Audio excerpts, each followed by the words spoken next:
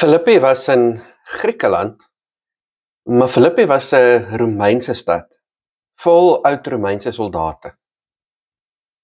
Hulle was Romeinse burgers.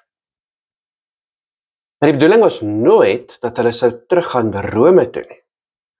Rome het eenvoudig nie plek gehad vir al die oud soldate nie.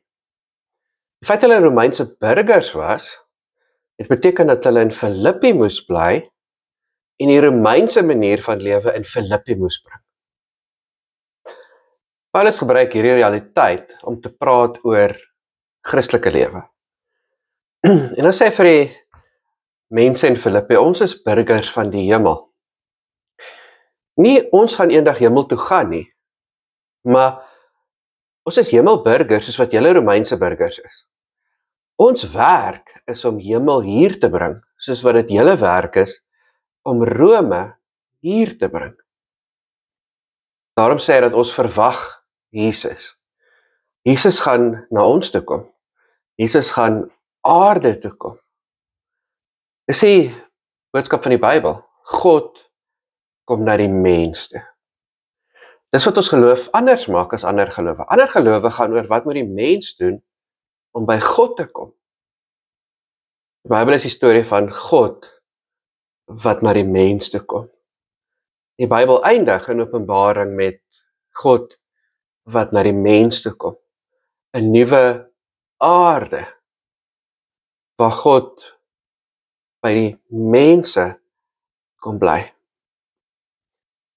Ons uitbestemming is nie hemel as 'n plek ver weg nie. Ons uitbestemming is 'n nuwe aarde waar hemel aarde toe kom.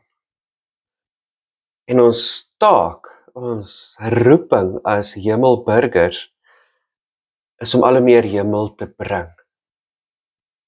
Om al hoe meer hierdie wêreld te laat funksioneer soos wat hemel funksioneer.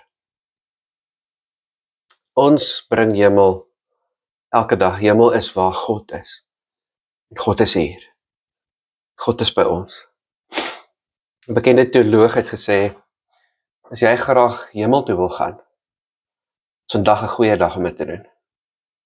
Gaan by jou deur uit. Hemel is hier. Bring hemel. Lewe hemel. Want jy is 'n burger van die hemel.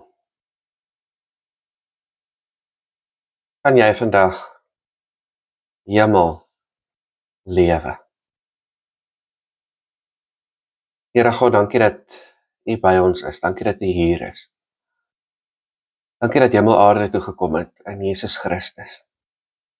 Dat die koninkryk nou by ons is.